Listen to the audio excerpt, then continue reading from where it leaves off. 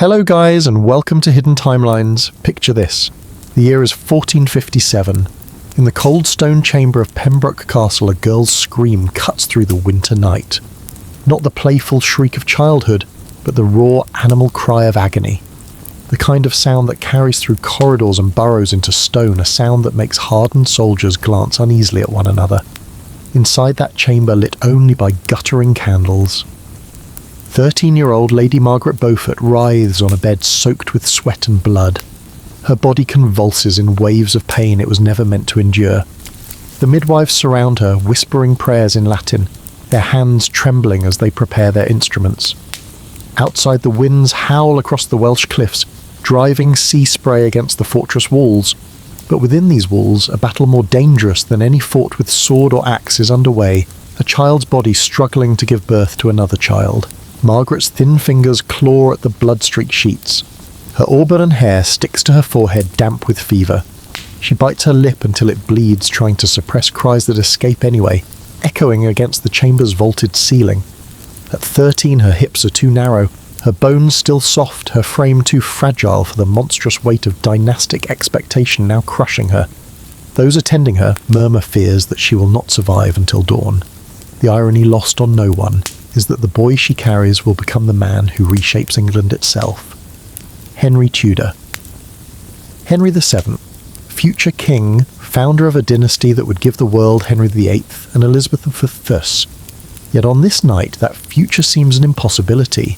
What is more likely is that both mother and child will die, just two more names in the long roll of noble women who perished because politics demanded heirs. In the Middle Ages, childbirth was perhaps the greatest gamble of all. For women of every class, the risk of death was constant. Midwives prepared for it as soldiers prepared for battle.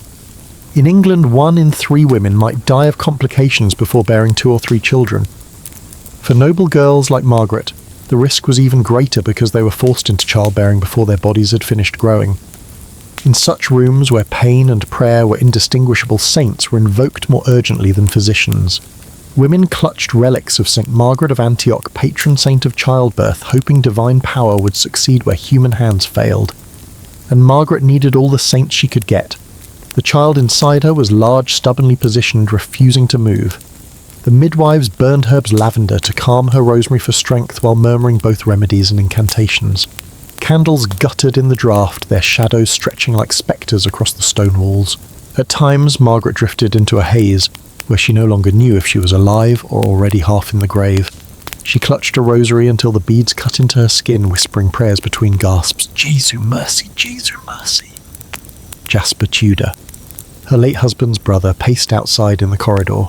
Barely 25, he was already carrying the weight of a dynasty on his shoulders.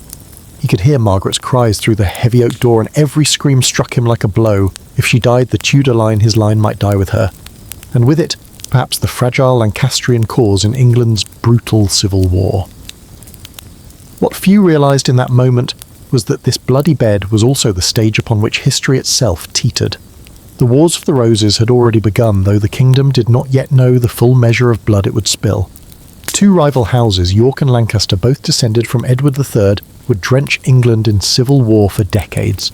And here was Margaret Beaufort, little more than a child, about to bring forth the boy who would one day end that war. Hours stretched like centuries. Margaret's voice grew hoarse, her strength fading, her small frame racked by convulsions. The midwives exchanged grim glances. They had seen this before, a girl too young, a child too narrow. They whispered to each other of impossible choices, whether to try to save the child at the expense of the mother, or the mother at the expense of the child. These were the cruelties of medieval medicine decisions made in whispers, with knives laid out beside relics with blood already soaking into the rushes underfoot. And yet somehow Margaret clung to life. Through pain beyond imagination, she refused to let go. Whether it was divine providence, the desperate skill of the midwives, or sheer stubborn endurance, at last the silence broke. After 18 hours of torment, a cry pierced the air. Thin, weak, but unmistakable, the first breath of Henry Tudor. Margaret collapsed back against her pillow, her body broken, her spirit teetering between relief and exhaustion. For a moment she thought she might have died. But then they laid the swaddled infant on her chest, and through half-closed eyes she saw his tiny face flushed and alive. Tears ran down her cheeks, not only from joy, but from the knowledge that this birth had cost her more than she would ever regain. She would live but never bear another child again, and so in the flickering candlelight of Pembroke Castle, out of agony and blood, a dynasty was born. When Margaret Beaufort first opened her eyes to the world in May of 1443, she was already burdened with a destiny far greater than any infant could imagine. She was not merely the daughter of a duke and a duchess. She was the great-granddaughter of John of Gaunt, son of King Edward III, the very man who had once dreamed of uniting England and Spain through his marriages and ambitions. That bloodline gave Margaret a place in the royal succession distant but undeniable. In 15th century England, royal blood was both armour and poison.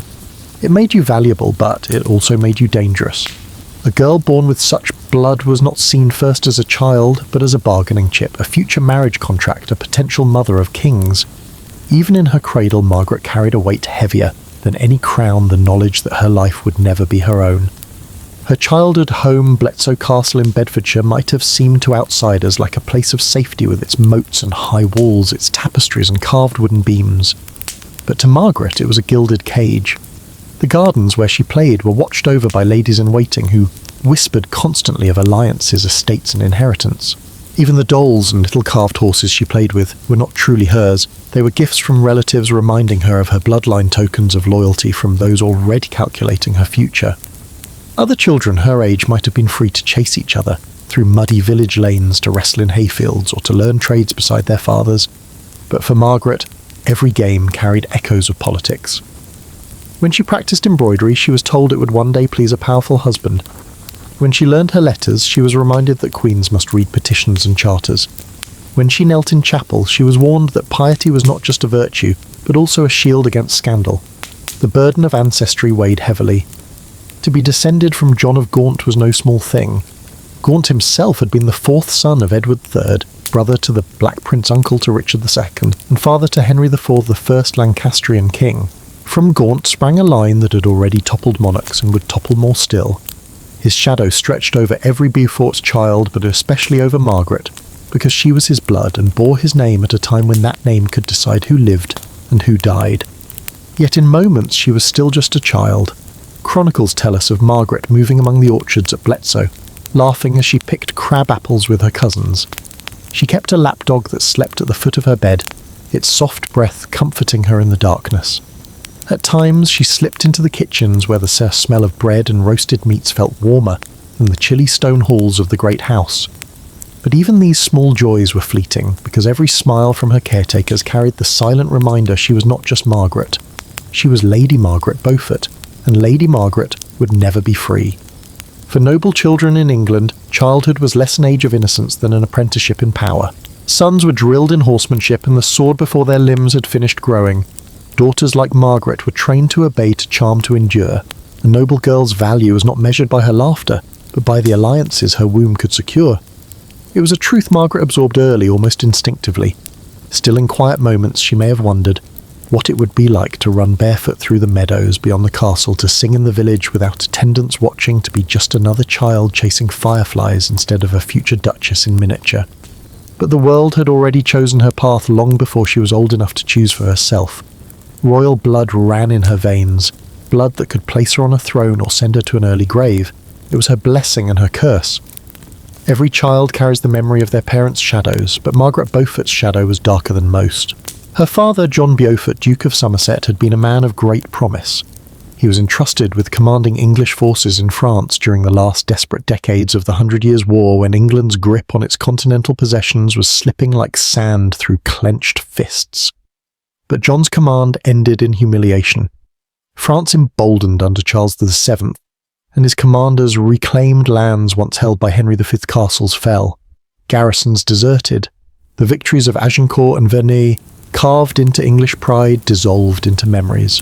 For John Beaufort, who bore the responsibility, every lost stronghold was a personal wound. Chroniclers noted how upon his return to England in 1444 his face seemed hollow, his step unsteady, his voice breaking with despair. Defeat did not merely endanger his reputation, it destroyed his very sense of honour. Then on May the 27th of that year, John was found dead in his chambers at Wimborne Minster. The official cause was fever, yet whispers carried a different story. Some said poison slipped into his wine by rivals eager to rid themselves of a failed commander. Others believed he had taken his own life too broken to endure the shame of his military failures. In 15th century England, such rumours clung like smoke. Suicide was not only a personal tragedy but a spiritual catastrophe. The Church taught that self-murder was a mortal sin, condemning the soul to eternal damnation without burial in consecrated ground.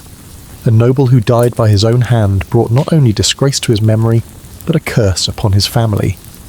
To Margaret, still an infant in swaddling clothes, this meant she inherited not just her father's blood, but his dishonour. Imagine the weight of that inheritance. To grow up hearing servants mutter that your father had died in disgrace. To sense even as a small child that the silence surrounding his death was not born of reverence, but of shame. For Margaret, the absence of her father was more than physical. It was a void filled with uneasy glances, whispered prayers, and unspoken fears. And yet in noble society, dishonour could be more dangerous than death. For the aristocracy, reputation was currency more fragile than gold, more vital than armies. A knight might survive wounds in battle, but dishonour could bleed him dry forever. Margaret grew up in a culture where tales of honour and shame were told as cautionary legends, and her father's name was often invoked as one such tale. It is impossible to know what Margaret truly understood as she grew older, but we can imagine. Children absorb atmosphere long before they understand facts. Perhaps she noticed how her mother's voice tightened when John was mentioned. Perhaps she saw the pitying expressions of courtiers who looked upon her not as the daughter of a duke, but as the orphan of a disgraced commander. The psychological imprint of that legacy cannot be overstated. A child who begins life under the shadow of failure must work twice as hard to prove her worth, and Margaret, small and frail though she was, seemed to absorb this as fuel for the iron determination she would one day display. If her father's name was tarnished, she would redeem it. If his end was whispered in shame, she would write a new chapter in glory. But in the eyes of medieval society, the stain remained. Nobles might forgive defeat, but suicide, if that indeed was John's end, was unforgivable. In church sermons, such deaths were described as acts of cowardice against God himself, a rejection of divine providence. And so whether or not her father truly died by his own hand, the mere suspicion left a permanent mark on the Beaufort household. Thus, Margaret Beaufort's childhood began not with security, but with a shadow, a father gone in disgrace, a mother forced to navigate politics alone, and a legacy of whispered dishonour. From her earliest days, Margaret learned that in her world a name could be both inheritance and burden, and that survival depended on transforming shame into power. By the time she was 6 years old, Margaret Beaufort's future was already being written in ink, far darker than any she could hold in her tiny hands. Childhood for her was not measured in toys or lessons, but in contracts, betrothals signed by men in council chambers while she played in the castle gardens. Her first match was to John de la Pole, heir to the Duke of Suffolk. To outsiders it seemed an enviable alliance. The de la Poles were one of the most powerful families in England, rising meteoric in influence thanks to the favour of King Henry VI. To marry into Suffolk's line was to anchor oneself firmly to the throne. For Margaret, the ink on that contract transformed her from a little girl into a bargaining chip. Betrothals were the currency of the nobility. Girls were traded as if they were land grants, their hands bartered for castles, titles, or loyalty. At 6 years old, Margaret might have been given a doll of carved wood, but behind her men discussed her womb as though it were a field waiting to be ploughed. Love or choice played no role, marriage was a weapon, and girls like Margaret were its ammunition. But the glitter of her first engagement turned quickly to ash. In 1450, her intended father-in-law William de la Pole, Duke of Suffolk, fell from grace with a crash so violent it shook the kingdom. Suffolk had long been despised for his role in negotiating the disastrous marriage between Henry VI and Margaret of Anjou, a treaty that handed back the territories of Maine and Anjou to France. To the English nobility this surrender was humiliation, to the common people betrayal. The fury came to a head when Suffolk was accused of treason. Officially exiled, he tried to cross the channel in a small ship, but he never reached safety. Pirates, or perhaps assassins hired with noble gold, dragged him from his vessel. Forced to kneel on the gunwale, Suffolk endured a death both brutal and ignoble, struck repeatedly with a rusty sword until his head was finally severed. Chroniclers remark that it took half a dozen blows. His corpse was left on the sands at Dover, a warning to anyone who dared betray England.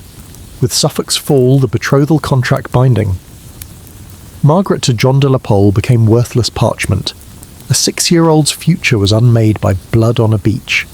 Her marriage, once a glittering prospect, dissolved overnight into nothing. And yet this was not unusual. In the shifting world of 15th century politics, a child's life could be upended in an instant by battles, deaths, or betrayals miles away. For Margaret, the lesson was brutal but clear. She was not mistress of her destiny.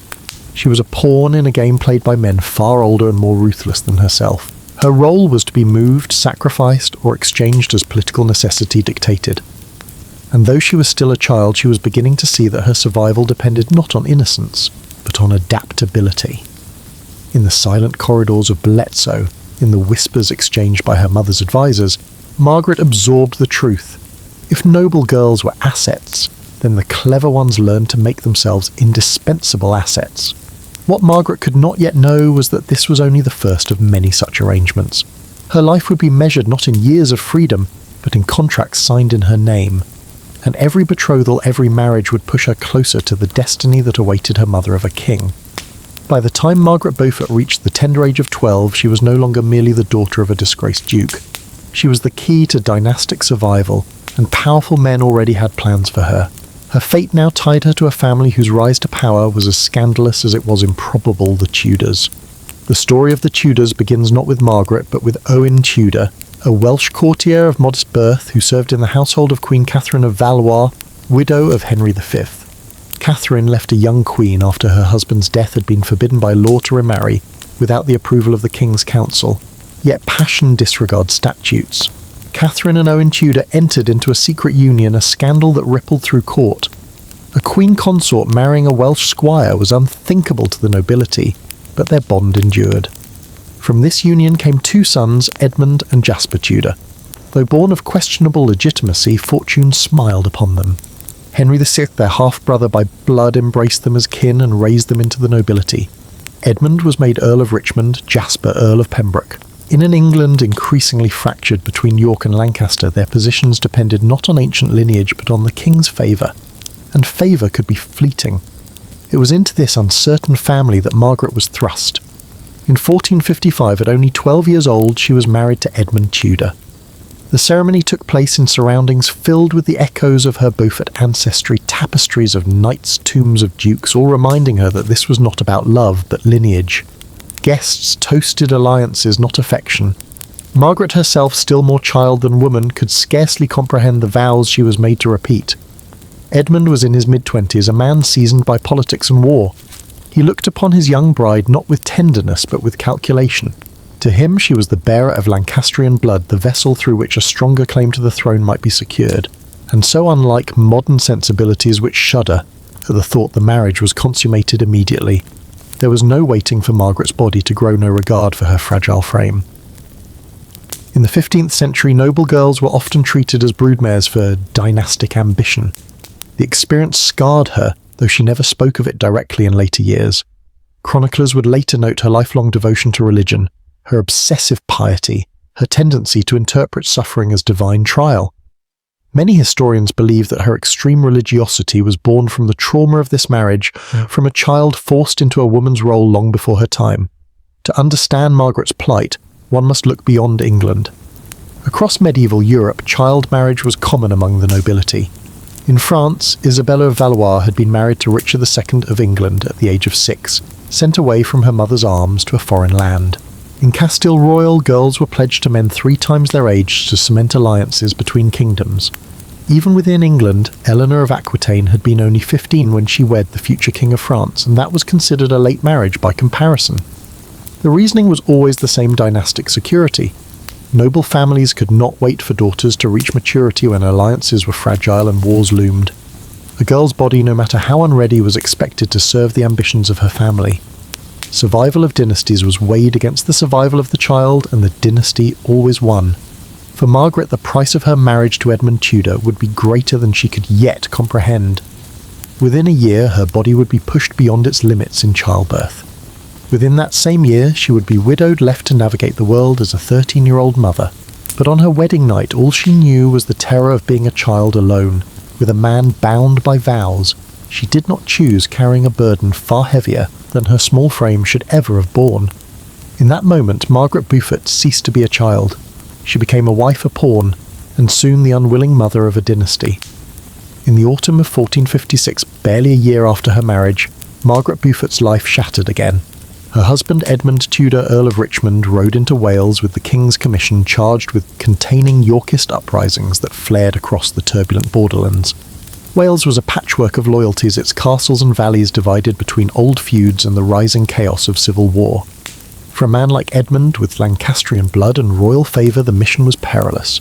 The details of what followed remain clouded by rumour and conflicting chronicles. Some accounts claim Edmund was surprised at Carmarthen Castle captured in a Yorkist raid, while his forces were scattered. Others whisper of treachery from within his own ranks. What is certain is that Edmund never returned. By November he was dead. His captors insisted he had succumbed to plague and confinement, a fate not uncommon in the filthy air of medieval prisons. Yet the speed of his decline and the refusal of his enemies to allow physicians to attend him led many to suspect foul play. Conveniently, a natural death avoided accusations of political murder, but suspicion lingered like smoke after a fire. The news reached Margaret in the bleakest way imaginable. A messenger, mud-splattered and exhausted from a desperate ride across storm-lashed Wales, brought her word at Lambeth Palace. She had been in the chapel, her lips moving in prayer for her husband's safe return, when she heard the echo of boots on the stone behind her. Even before he spoke, she knew her husband was gone. She was 13 years old, widowed and heavy with his child. In the 15th century, widowhood was dangerous for any woman but for a girl. In Margaret's position, it was perilous in the extreme. Widows could be married off again at their guardian's will, their estates seized, their children taken as wards of the crown. They were prey for ambitious men who saw opportunity in their vulnerability. And for Margaret, who carried the unborn heir of Edmund Tudor, the stakes were even higher. Her child, if he survived, would be a potential claimant in a kingdom already sliding towards civil war. Enter Jasper Tudor, Edmund's younger brother. At 25, Jasper suddenly bore the weight of responsibility not only for his brother's legacy, but for the fragile life of his sister-in-law and the unborn nephew she carried. He brought her under his protection at Pembroke Castle, his stronghold on the western edge of Wales. It was both an act of chivalry and political necessity. Margaret carried the bloodline of Lancaster and the Tudor hope for continuity. To abandon her would be to abandon their cause. But Jasper's guardianship was no guarantee of safety. For all his loyalty, he could not shield Margaret from the perils of pregnancy. At 13, her body was still unfinished, her hips too narrow, her frame too slight. Everyone around her knew the dangers. Midwives whispered that childbirth at such an age was a sentence of death more often than life. Physicians spoke in low tones of the risks tearing fever hemorrhage. Survival would require not just endurance, but providence.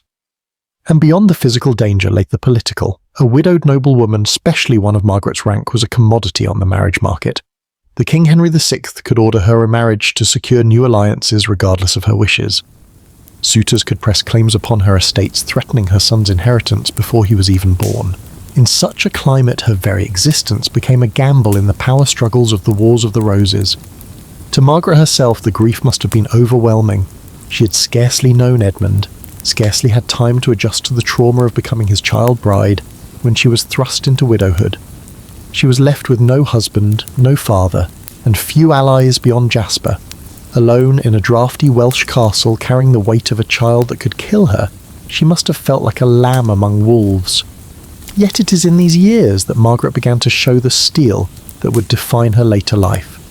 She turned inward, devoting herself to prayer with a fervour that unsettled her attendants. She sought not only God's mercy, but God's guidance, as though, in the absence of a husband or father, she might claim the Almighty as her protector. In that crucible of grief, fear and vulnerability, the girl who would one day outmaneuver kings and plot dynasties was forged. For now, however, she remained what she had always been, a pawn on the chessboard of England. A pregnant widow, 13 years old, waiting in a fortress above the Welsh cliffs, while winter winds howled through the stones. The child she carried was her last tether to hope and her greatest risk. When Jasper Tudor assumed guardianship of his brother's widow, he wasted no time in moving her to safety. Edmund was dead. The Yorkist threat was rising, and Margaret, 13 years old, heavily pregnant, was far too exposed at Lambeth Palace. So Jasper gathered her small retinue and led them westward to his stronghold Pembroke Castle. The journey itself was an ordeal. Winter in Wales was merciless.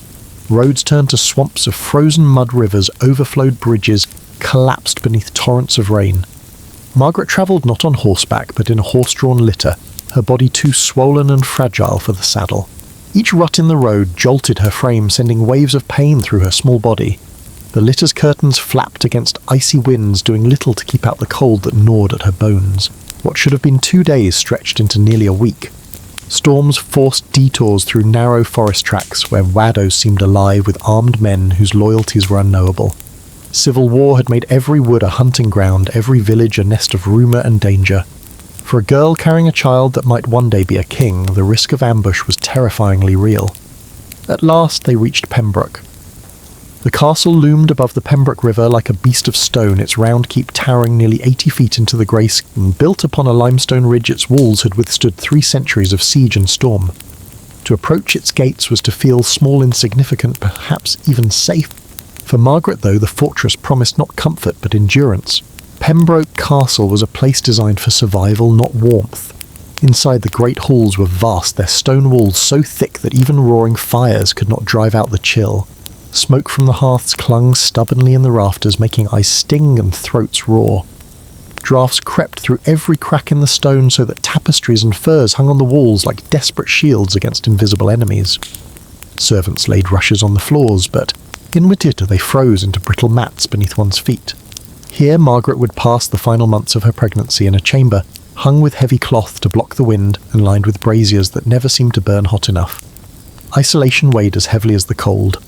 Cut off from family and the southern courts of England, she lived in a world narrowed to stone walls, sea winds and prayers. Yet Pembroke was not just a home, it was a fortress of enormous political importance. Perched on the western edge of Wales, it commanded Milford Haven, the great natural harbour, where ships from Ireland, France and beyond might arrive. For the Tudors it was a bastion of security, for their enemies a prize worth capturing. Welsh fortresses like Pembroke played crucial roles in the Wars of the Roses, not only as defensive strongholds but as symbols. Whoever controlled them controlled the loyalty of the Welsh Marches, a region where local allegiances could tip the balance of power. Daily life inside the castle reflected this dual purpose of survival and strategy. Soldiers drilled in the courtyards, their armour clanking in the cold, their breath rising like smoke into the air. Messengers rode in and out, their news often grim skirmishes in the valleys, betrayals among the lords, shifting tides in the war that threatened to engulf the kingdom. For Margaret, each arrival of hoofbeats on stone was a reminder that the world outside her chamber was crumbling. Her attendants tried to bring a sense of normalcy. They lit candles to soften the darkness, placed sprigs of rosemary and juniper in the hearth to mask the smoke, and sang hymns at night to lull her into uneasy sleep. But the walls could not quiet the roar of the sea.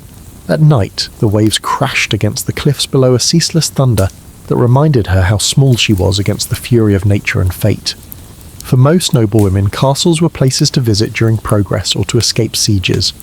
For Margaret, Pembroke became both prison and crucible. Here, far from courtly splendour, stripped of family and comfort, she faced the stark reality of survival. The girl who had once played in the orchards of Bletsoe was gone.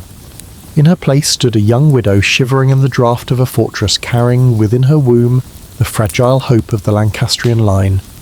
Within the chill walls of Pembroke Castle, the eyes of one man betrayed what the women already feared. Dr. Alvaille. Lewis Caerleon, the castle's physician, was no ordinary healer.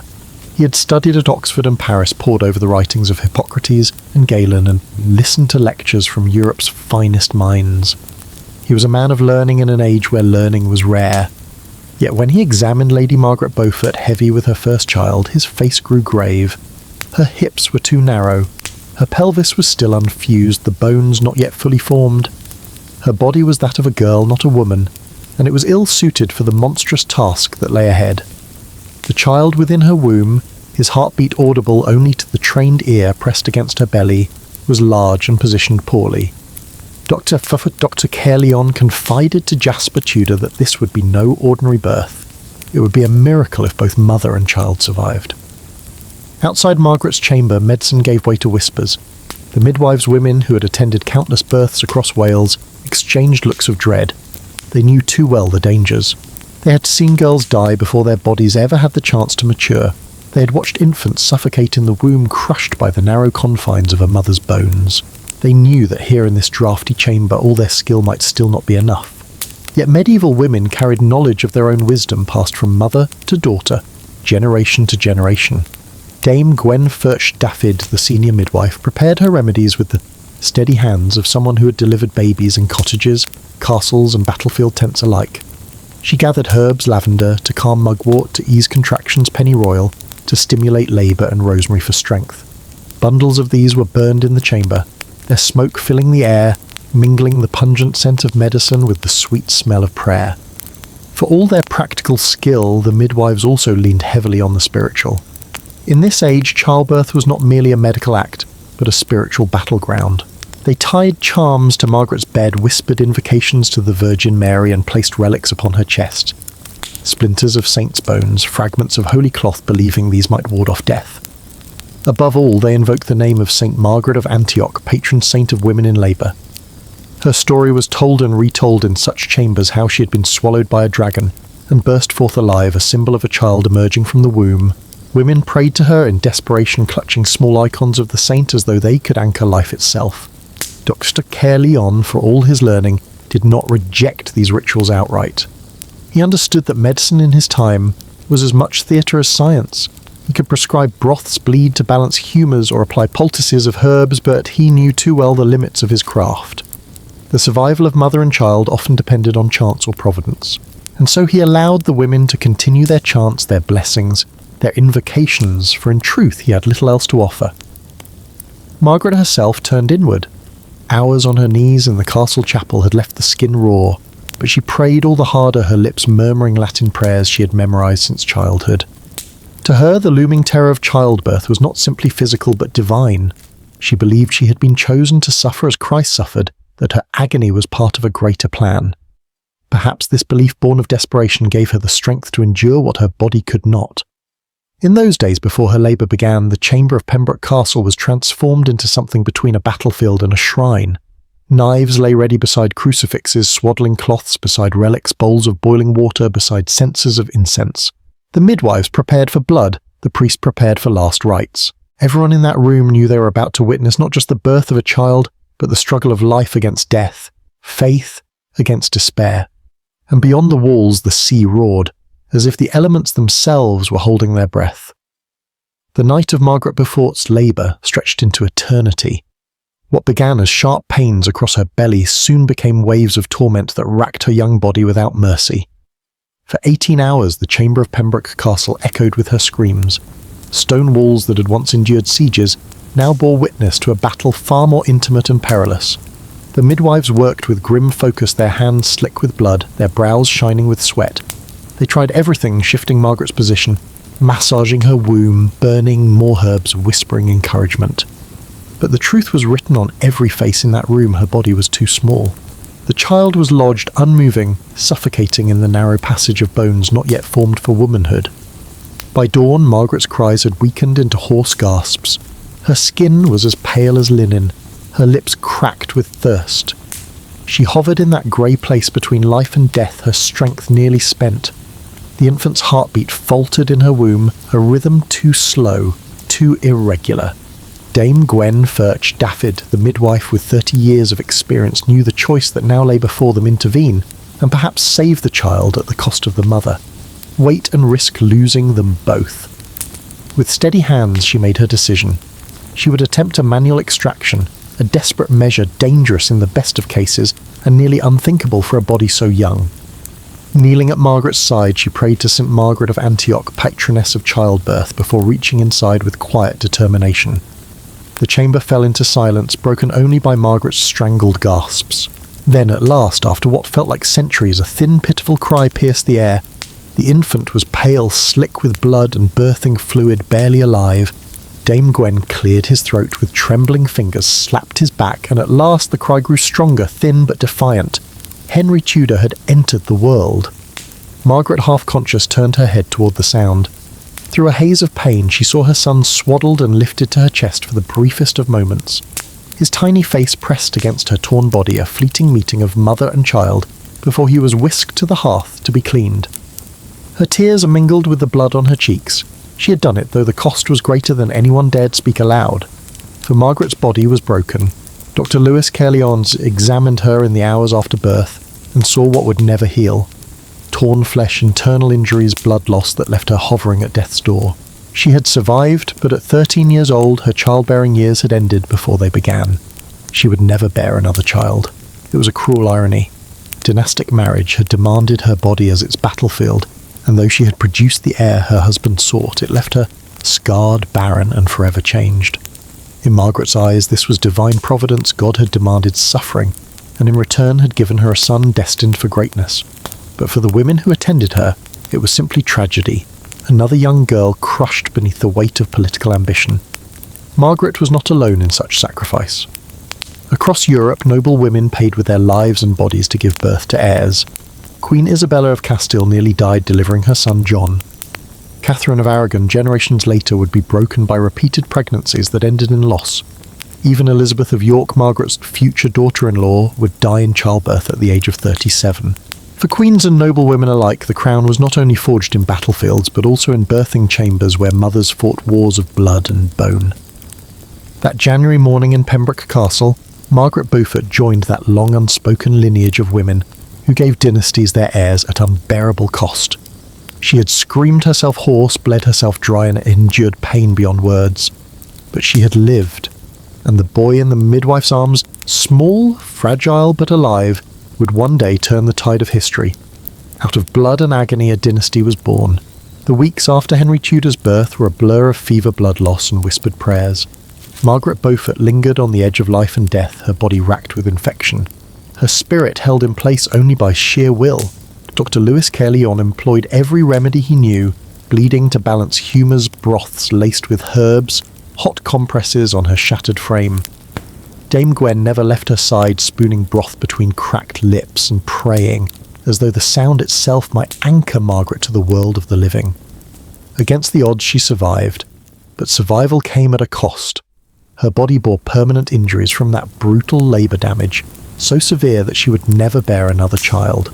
For a girl of 13, the realisation was staggering. In a society where a woman's worth was often measured by the heirs she produced, Margaret's childbearing years had ended before they had truly begun.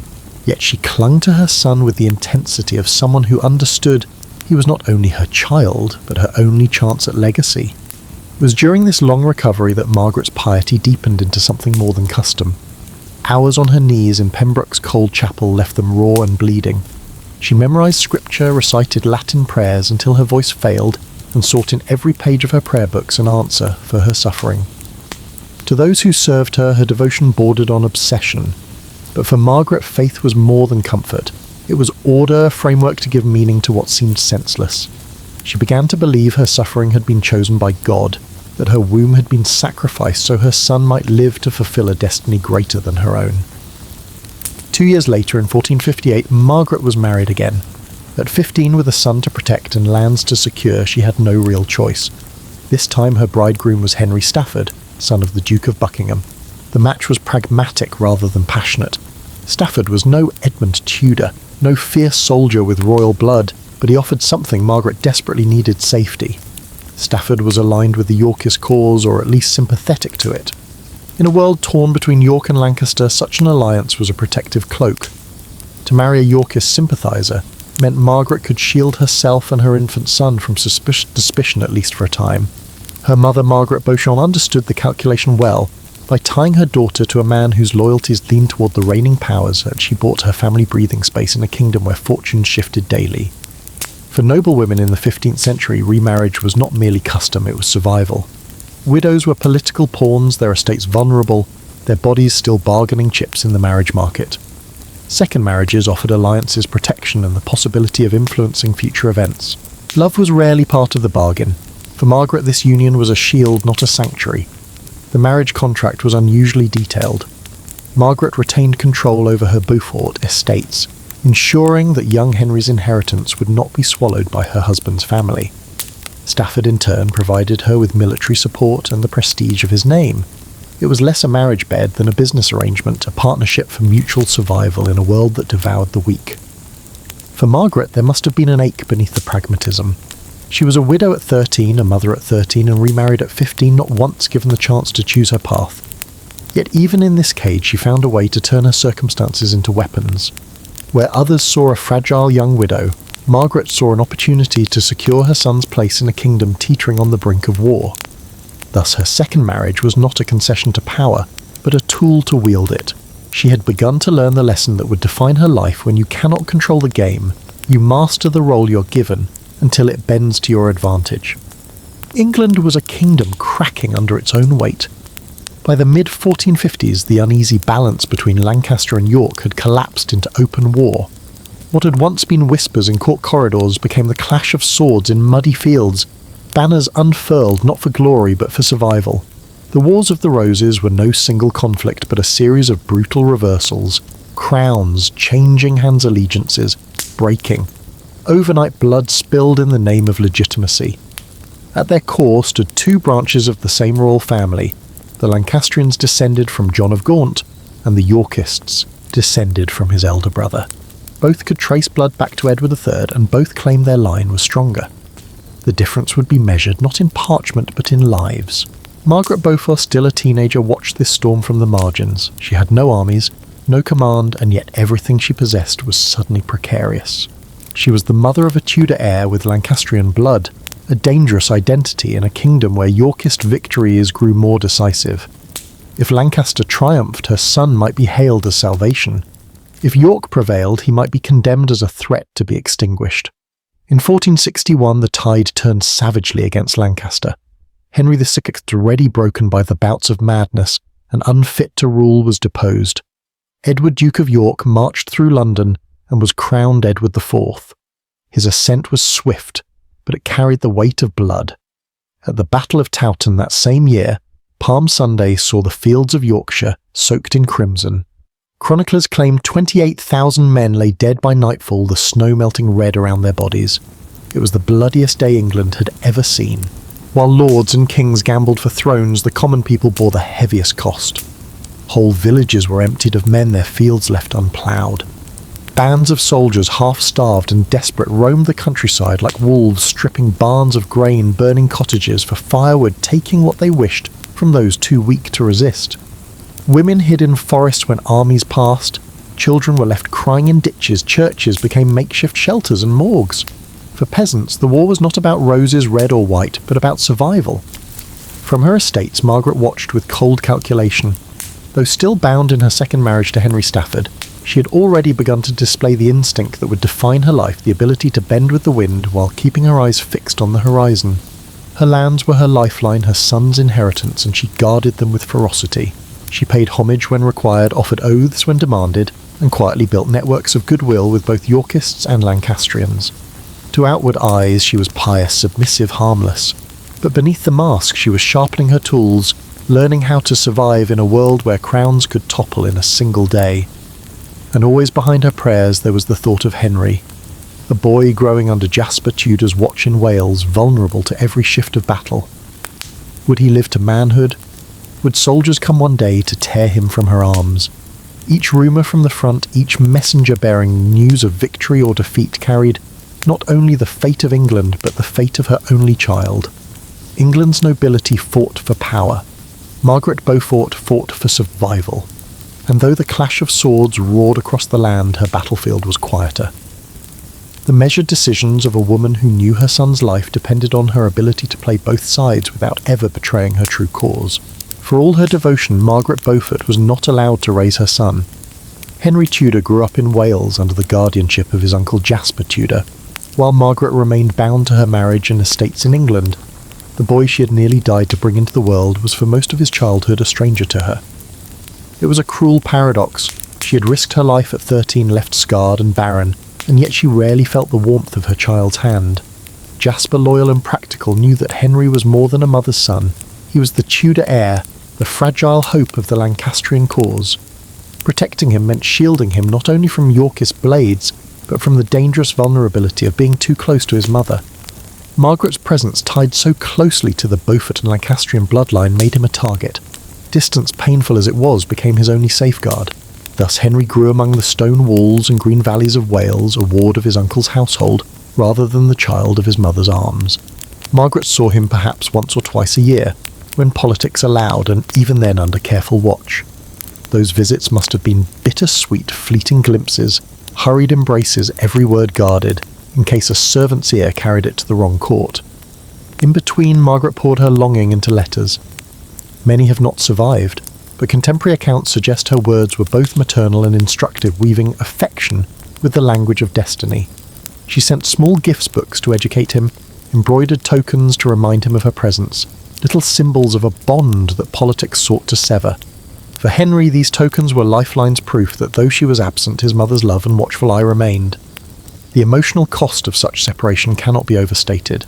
Medieval motherhood was often filtered through politics, and Margaret's plight was far from unique. Isabella of France, centuries earlier, had seen her children turned against her during her conflict with Edward VI. Catherine of Valois herself, the Tudor matriarch, had been denied full contact with her sons when her second marriage to Owen Tudor scandalised the court. Across Europe, noble women bore children who were swiftly taken from them, raised by tutors, guardians, or monasteries, in service of dynastic strategy rather than maternal bonds. Yet for Margaret, the wound cut deeper, because Henry was her only child. There would be no other sons to comfort her absence, no daughters to soften her grief. Every mile between her and Henry was a knife, and every rumour of unrest in Wales a fresh wound. She lived in constant fear that he might fall ill, that Jasper might be overrun by Yorkists, that one day she would hear the gallop of hooves and know the messenger came not with letters but with news of her son's death. And so Margaret endured, channeling her maternal instincts into vigilance. She built networks of informants, bribed servants for news, and listened carefully at court for whispers of her son's name. Where other mothers comforted their children with lullabies, Margaret comforted Henry with the protection of strategy, secrecy, and patience. The result was a childhood marked by absence. Henry grew into boyhood, then youth, largely without the presence of his mother. His memories of her a mixture of half-forgotten embraces and treasured words on parchment. For Margaret, each passing year without him deepened the scar. She had given everything, her body, her youth, her freedom for her son, yet she could not hold him. This was the price of political motherhood in the 15th century, a bond severed by necessity, preserved only by faith and the faint hope of a future reunion. Margaret bore it in silence, but in her prayers she never let go of the child she could not raise. Palm Sunday, March 29th, 1461. The skies above Yorkshire were grey and heavy with snow, the kind of cold that gnawed into bone. On the fields near Towton, two armies faced one another in silence, broken only by the wind. Lancaster against York, the red rose against the white. Both sides knew this would not be another skirmish. This was the battle that would decide England's crown. The numbers were staggering. Chroniclers speak of nearly 50,000 men, a host so vast that villages had emptied themselves of fathers, brothers, sons. Men marched barefoot through snow, their breath hanging in clouds, their weapons crusted with ice. The blizzard blinded archers as they loosed arrows into the gale. When the armies finally collided, it was not knightly combat, but a brutal melee, iron on flesh, mud, swallowing bodies snow-stained red. For hours they fought, shield walls dissolving into chaos, men hacking at each other with swords, poleaxes and daggers. The battlefield became a slaughterhouse. Snowflakes mingled with blood until the ground turned into a red mire, where wounded men slipped and fell trampled beneath the boots of their comrades. Horses screamed as arrows found them crushing the men beneath their weight. Contemporary accounts speak of 28,000 dead by nightfall, perhaps more. It was the bloodiest battle ever fought on English soil, a massacre so great that the streams ran crimson for days afterward. The wind carried the smell of death across the countryside. For the ordinary soldier, Towton was not about roses or dynastic claims. It was about survival. Peasant levies who had been promised wages or threatened with fines if they did not fight found themselves face to face with neighbours and kin across the battlefield. They killed or were killed pawns in a quarrel of kings. When the carnage was done, it was York who stood victorious. Edward of York claimed the throne as Edward IV, and the Lancastrian cause lay in ruins. Henry VI, fragile and unfit to lead, fled with Queen Margaret of Anjou and their young son into exile. The red rose of Lancaster withered in the snow of Towton. For Margaret Beaufort, far from the battlefield, the news was like ice water poured upon her heart. She was barely 18, remarried to Henry Stafford, but her thoughts turned always to her son. With Lancaster broken, Henry Tudor, her frail bookish boy in Jasper's care, was suddenly in peril. The Yorkists, triumphant and merciless, might see him as a threat to their new crown. The slaughter at Towton had shown how ruthless Edward IV could be. Would he stop at the nobility, or would he extend his vengeance to children carrying rival blood? Margaret could not know if her son would live to manhood. Letters travelled slowly if they arrived at all. She prayed for news, bribed servants for scraps of information, and endured nights where every creak of the floorboard sent her heart racing. She had survived childbirth, widowhood, and remarriage, but now the true test of her endurance had begun. The fate of her son was no longer tied to the accidents of birth, but to the shifting tides of war. For the men who died at Towton, the war was over. For Margaret Beaufort, it had only just begun. The years after Towton were years of endurance. Edward IV sat firmly on England's throne, his Yorkist banners fluttering from London to the Shires. For Margaret Beaufort, life seemed to settle into a quiet rhythm of estate management and cautious survival. She played the part of dutiful wife to Henry Stafford, attending to household matters, balancing accounts, overseeing the servants. But beneath the surface, Margaret never ceased her watchfulness. Every rumour from Wales, every shifting court politics she stored away like a chess player, memorising the board. In 1469, fate opened a door. Henry Stafford, at once a loyal Yorkist supporter, was summoned to fight at the Battle of Edgecote, a clash between Edward IV and rebels stirred by the restless Earl of Warwick. Stafford returned not triumphant but broken. A deep wound to his thigh, struck in the chaos of battle, festered into infection. He survived, but his body never truly healed. He limped thereafter, his vigour drained, his pride wounded more deeply than his flesh. Bitterness took root. Stafford had risked life and blood for Edward IV, yet no honours, no rewards, no great estates came his way. He watched other men less loyal reap rewards from the crown while he nursed his wound and his disillusion. The discontent festered in him like the infection in his leg. And it was here that Margaret Beaufort revealed one of her greatest gifts, patience. She did not demand, did not argue. Instead, she planted seeds. A comment here about the king's wastefulness. A quiet tale there of Yorkist corruption, of Lancastrians, wronged, of fortunes shifting in exile.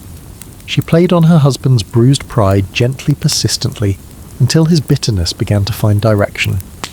Margaret was no soldier, but her diplomacy was a weapon sharper than any blade.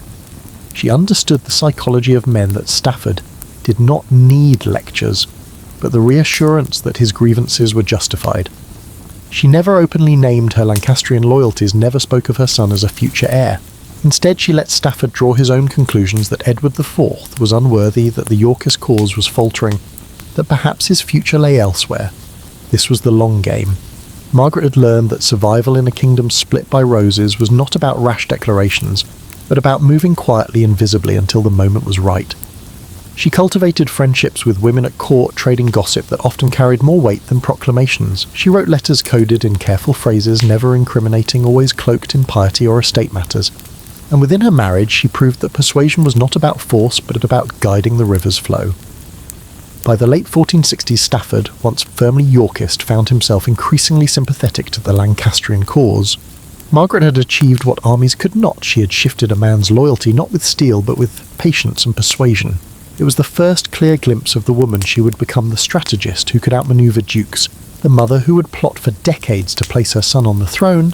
She was learning how to wield influence in a world where women were meant only to endure, and she would wield it not with loud defiance but with whispers that changed the course of history. In the late 1460s, the kingdom shifted once more, as though the roses themselves could not decide which would bloom. Richard Neville, Earl of Warwick, known to history as the Kingmaker, turned his back on Edward IV, the very monarch he had raised to the throne. Warwick had been Edward's greatest ally, the architect of his victories, but pride and politics poisoned the bond. When Edward married Elizabeth Woodville, a widowed commoner, with a brood of ambitious relatives, Warwick felt betrayed. He had envisioned alliances with France.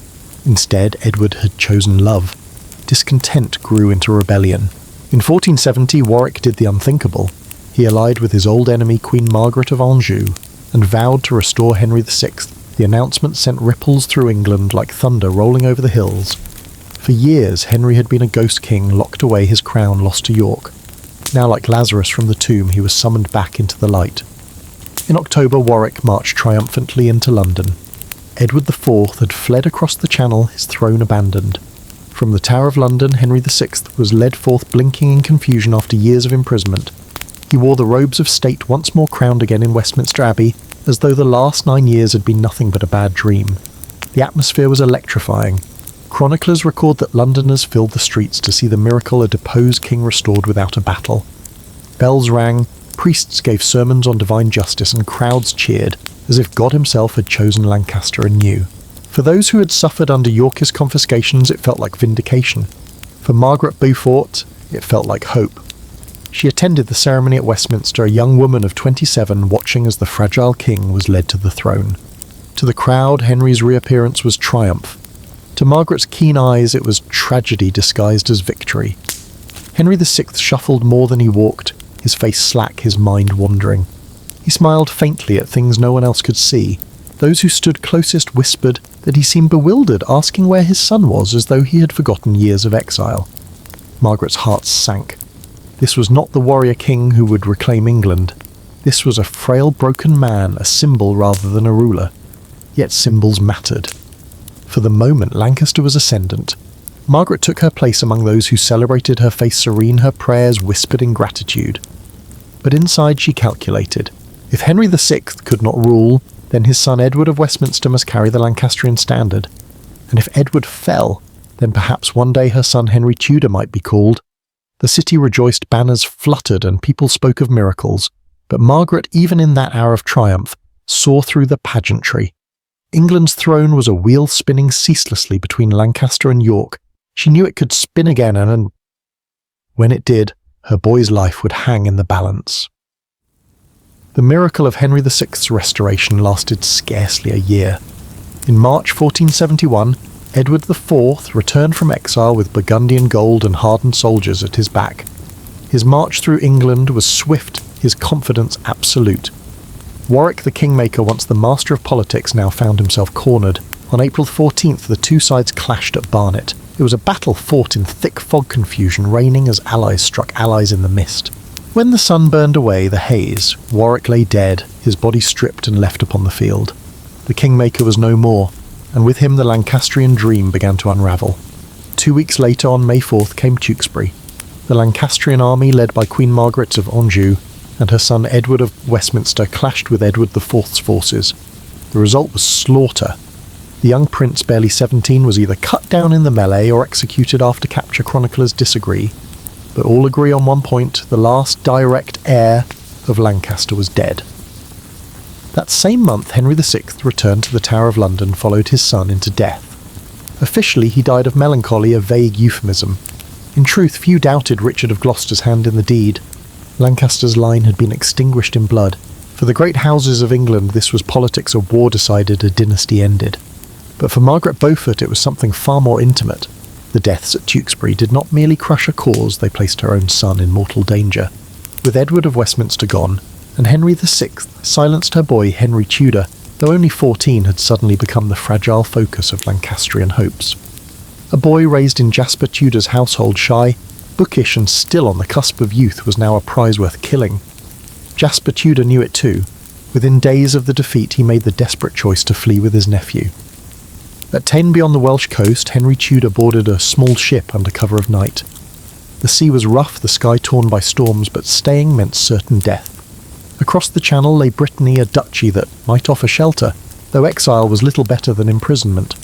14 years of Henry's life would be spent there, cut off from his homeland, a pawn in the games of dukes and kings. Margaret was not with him when he departed. News reached her only after the fact, each word like a dagger. She had endured years of separation before, but this was different. Wales had been a distance she could still hope to cross.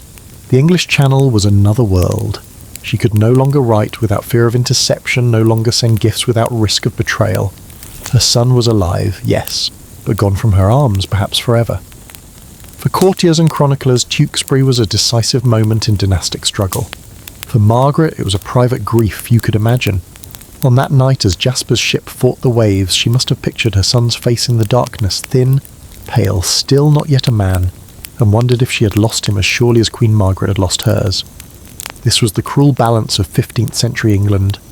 Battlefields decided crowns, but it was mothers who paid the price in sleepless nights, empty arms and whispered prayers for sons carried away by the tides of war. Margaret's grief hardened into something colder, sharper. She could no longer cling to the hope of simple motherhood.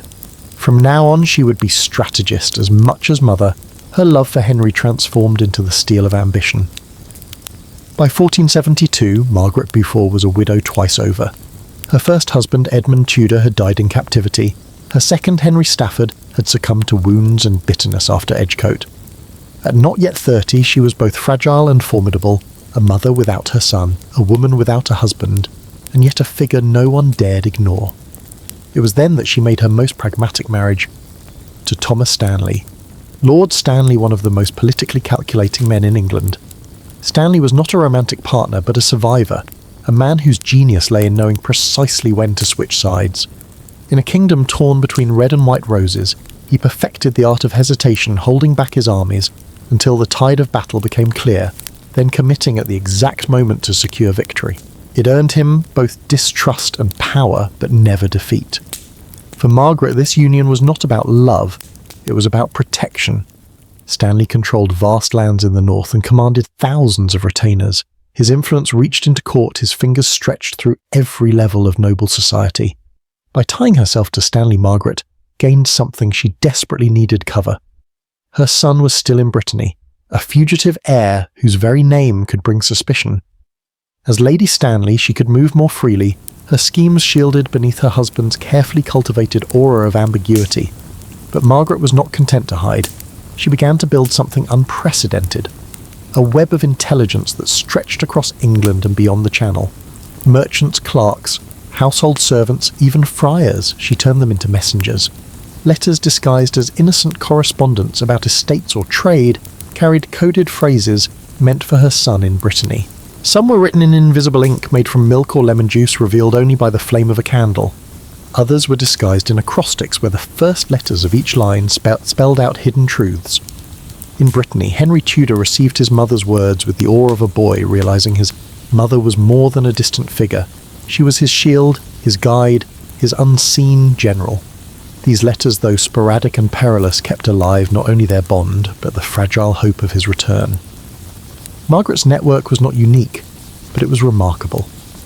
The late 15th century was an age when espionage was becoming a tool of politics as much as armies were. Italian city-states like Venice and Florence had already perfected the art of spies using coded dispatches and secret couriers to monitor enemies. England, too, was learning that wars could be won not only on muddy fields, but in whispers carried by messengers through taverns and monasteries. Margaret excelled in this shadow war. While men brandished swords and banners, she traded in secrets. She paid servants for news before it reached the court, bribed guards for scraps of intercepted letters, cultivated friendships with women whose husbands held influence. Her piety and reputation as a quiet, devout woman became her camouflage. No one suspected that beneath her rosaries and prayer books she was weaving threads of rebellion that would one day bind into a crown. Thomas Stanley may have been the master of hesitation, but Margaret Beaufort was becoming the master of foresight. In her hands, love for her son had hardened into strategy, and as the Roses continued their war, she was already preparing for the day when Henry would cross the sea and England would need to decide once more which banner to follow. In April 1483, death once again turned the wheel of England's fortune. Edward IV, bloated by years of indulgence, yet still only 40, fell suddenly ill and died. His heir, the boy King Edward V, was just 12 years old. For Margaret Beaufort, now nearly 40 herself, this was the opening she had waited decades for. Edward's brother Richard, Duke of Gloucester, was named protector of the young king, but within weeks he moved with ruthless speed. Edward V and his younger brother Richard of York were lodged in the Tower of London for their safety. They never emerged. Whispers spread through the kingdom the princes were dead, smothered in their beds. Richard seized the crown as Richard III, and though crowned king, he ruled beneath a cloud of suspicion so dark it could not be dispelled. For many, Richard's usurpation was horror. For Margaret, it was opportunity. Suddenly her son Henry Tudor, exiled for 14 years in Brittany, seemed not a distant reminder, but a plausible alternative to a king widely believed to be a child murderer. Margaret began to act with breathtaking boldness. Through Bishop John Morton and a web of secret allies, she coordinated plans for her son's return. In October 1483, her first attempt faltered. A rebellion rose, but poorly timed storms scattered Henry's invasion fleet. Richard's reprisals were merciless rebels hanged estates seized. Margaret herself was accused of complicity. Only her marriage to Thomas Stanley saved her. Richard, wary of provoking Stanley's vast power in the north, spared her life but placed her under house arrest, stripping her estates. Even under confinement, Margaret continued to weave her plots with the patience of a spider. 2 years later, in August 1485, her patience bore fruit. Henry Tudor landed at Milford Haven, the same coast where he had been born into blood and pain. He marched inland, gathering support until his modest army faced Richard III on the fields near Market Bosworth. The battle hung in the balance until the final hour. Richard charged into the fray, desperate to kill Henry himself. For a moment it seemed the Yorkist king might succeed, but then Thomas Stanley, Margaret's husband, the master of hesitation, at last chose his side. With his forces he swept down on Richard's flank. Betrayed at the crucial moment, Richard III was struck down in the mud, his crown plucked from a thorn bush and set upon Henry Tudor's head. After decades of war, exile and bloodshed, the Wars of the Roses ended that day. Margaret Beaufort's son was King Henry VII, and Margaret herself gained a new title one never before heard in England, My Lady the King's Mother.